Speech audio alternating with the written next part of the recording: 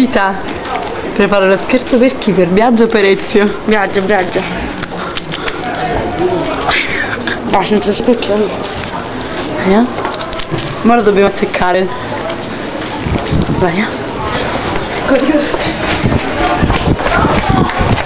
E già in mezzo a pezzo da Marco. Prova a dire come siamo noi coglioni. Ideato da Rosita e Alessia. Ma non è vero. Ma dove sta? Melone. Vuoi non chiamo? Però devi dire Alessia. io non sto ridendo. Dai, non far vedere poi che stai Per 3.000 denti da fuori. Non si fa vedere. Avvistati. Vai. Ora 9, Alessia, corri.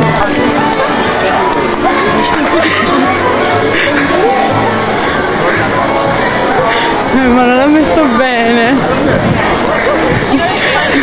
devi aprire. C'è da attaccare.